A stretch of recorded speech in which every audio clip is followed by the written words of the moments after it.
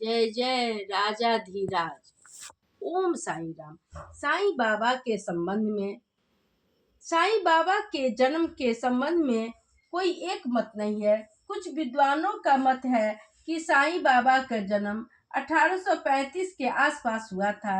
उनके माता पिता की ईश्वर में अगाध श्रद्धा थी और यहाँ तक कहा जाता है कि उनके माता पिता ईश्वर के दर्शन भी कर चुके थे, इसलिए वे वैरागी हो गए थे।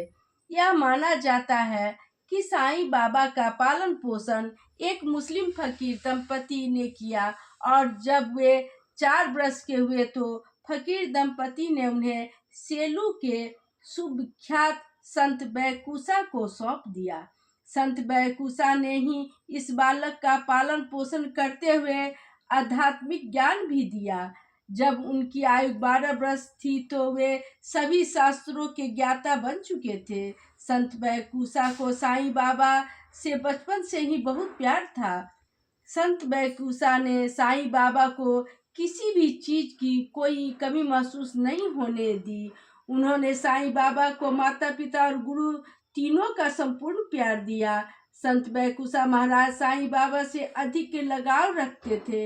यह सब देखकर उनके अन्य शिष्यों को ईर्ष्या होती थी कि उनका झुकाव साईं बाबा के प्रति अधिक क्यों है।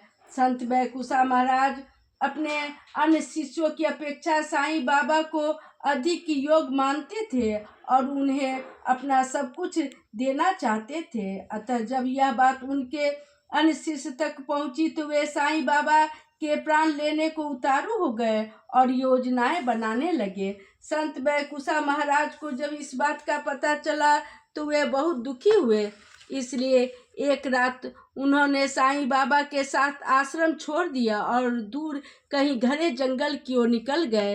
एक रात गोदावरी नदी के पवित्र दिव्य स्थान पर संत बैकुसा महाराज ने साईं बाबा को अपनी रिद्धि सिद्धि और दिव्य शक्तियां प्रदान की और यह भी बताया कि अगले दिन पूर्णमासी है, इस दिन वे उनसे अलग हो जाएंगे, समाधि लेने हेतु सेलू वापस चले जाएंगे।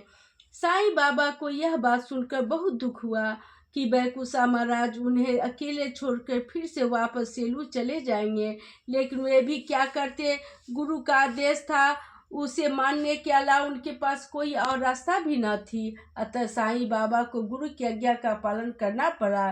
संत बैकुसा महाराज दिन भर साईं बाबा के साथ रहे और उन्हें ज्ञानोपदेश देते रहे। जैसे जैसे दिन ढलता गया साईं बाबा की चिंता भी बढ़ती गई, क्योंकि आज के बाद वे अपने प्रिय गुरु से अलग हो जाएंगे, जो कि उनके लिए असहनीय था। संत बैकुसा महाराज के शिष्य उन्हें ढूंढते ढूंढते उस स्थान पर पता लगा लिए जहाँ वे छिपे हुए थे। जैसे ही अंधेरा छाने लगा संत बैकुसा महाराज के शिष्य ने साईं को मारने की योजना बना ली। संत बैकुसा महाराज जानते थे कि वे अभी सुरक्षित नहीं है, कि उनके शिष्य का उनका पीछा करते करते यहाँ तक पहुँच जाना, इसी कारण वे जाग रहे थे। संत बैकुसा महाराज साईं बाबा को शयन करा रहे थे। उन शिष्यों में से किसी एक ने साईं बाबा को निशाना बनाते हुए एक ईंट फेंक कर मारी, लेकिन संत बैकुसा को जैसे ही हरकत का आभास हुआ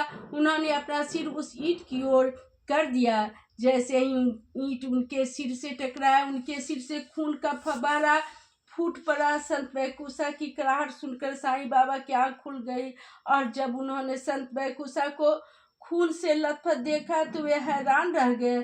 शीघ्र ही वे समझ गए कि साधु शिष्यों की घृणित कारनामा है। वे बड़े दुखी थे। बैकुसा ने उनके लिए अपना जान जोखिम में डाल दिया था। साईं बाबा ने जल्दी जल्दी अपना वस्त्र फाड़कर संत बैकुसा के सिर पर लगी चोट पर बांधा, जिससे खून का बहना कम हो गया। थोड़ी देर के बाद उन्हें होश आया। चोट अत्यंत गहरी थी, इसलिए उन्हें अभी भी तीव्र पीड़ा हो रही थी। इस प्रकार दिन रात जैसे तैसे बीत गया। दूसरे दिन अर्थात जिस दिन पूर्णिमा की रात थी, साईं बाबा अत्यंत चिंतित थे।